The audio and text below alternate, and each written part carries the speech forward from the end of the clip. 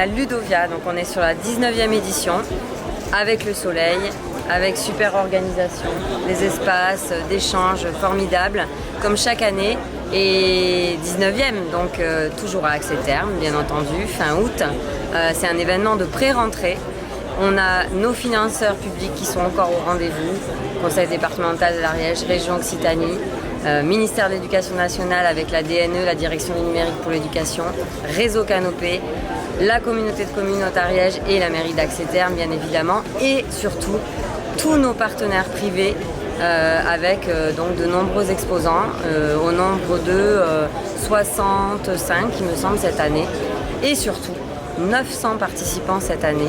Donc là, on est encore en croissance. On était encore en période post-Covid, donc on est assez satisfait, assez content. Et pour avoir discuté avec de nombreux participants qui nous disent chaque année c'était le meilleur Ludovia que j'ai jamais fait, mais enfin ils nous le disent chaque année. Donc on se dit que on a chaque année une marge de progression. Donc Ludovia, c'est pas un salon. Pour ceux qui connaissent, c'est une université d'été. Donc là, avec le soleil, effectivement, on voit bien que c'est l'été. Mais surtout, ce sont les formats qui sont proposés, les formats d'ateliers, retour d'usage, en classe, donc de prof à prof. Des ateliers aussi proposés par nos partenaires privés qui proposent, avec des enseignants qui utilisent leurs solutions, aussi des retours d'usage. Un colloque scientifique avec cette année une vingtaine de communications scientifiques. Ludovia, c'est du 22 au 24 août cette année, du lundi au mercredi. Ça se termine en fait le mercredi soir par formidable soirée de clôture en extérieur avec notre super traiteur Laurent Ciotat, traiteur cette année. Et après, vous avez bien sûr des tables rondes, des conférences, notre fameux Péchakucha.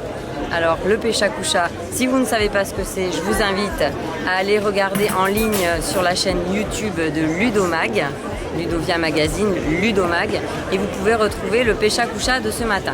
Ça vaut le coup d'œil. En fait, effectivement, Ludovia est la rencontre un petit peu de tout ce qui existe et qui peut exister autour du numérique éducatif. Un sujet en 2022 qui est essentiel, puisque bien évidemment, c'est aujourd'hui important pour nos élèves, pour l'éducation de nos enfants, et aussi pour l'accompagnement de nos enfants dans leur émancipation. Donc Ludovia, effectivement, c'est les prouesses techniques, c'est la capacité aussi à avoir des témoignages d'enseignants qui ont travaillé sur des usages, sur des ressources, sur des classes. Donc voilà, c'est tout ce qui fait la richesse du numérique éducatif pour l'intérêt de nos jeunes. C'est toujours pareil, c'est la question, puisque le thème est la sobriété et l'éthique, c'est aussi le trop, attention au trop. Mais aujourd'hui, l'essentiel, c'est de prendre le numérique éducatif et d'utiliser à bon escient ce qu'il y a de bon dans le numérique éducatif. Et c'est un peu, quelque part, j'ose dire, ce qui se passe à Ludovia. Donc, pour la région Occitanie, quelque part, c'est une fierté, puisque pour nous, ça nous permet aussi d'enrichir et de voir comment on peut faire évoluer nos politiques éducatives dans les 374 lycées que comporte cette grande région Occitanie. En fait, d'abord, c'est la rencontre entre différentes solutions d'entreprises. C'est aussi Canopé, c'est les structures aussi d'État.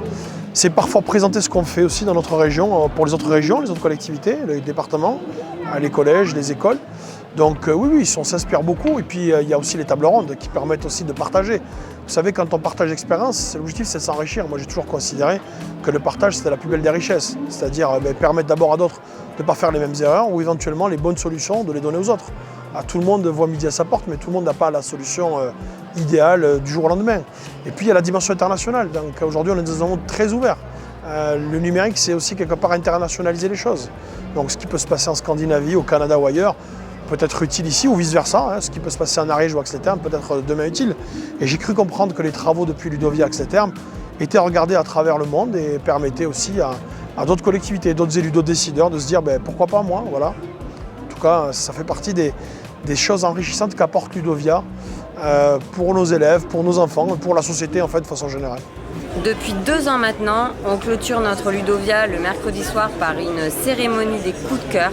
Les coups de cœur, c'est quoi? C'est des remises des prix sur quel a été... alors il y a tout un jury autour des blogueurs et des influenceurs de Ludovia qui choisissent quel a été le meilleur communicant scientifique, le meilleur stand, le meilleur atelier Export Camp. Il y a 6 coups de cœur au total. Alors quand on dit le meilleur, en fait, ils ont tous été bons.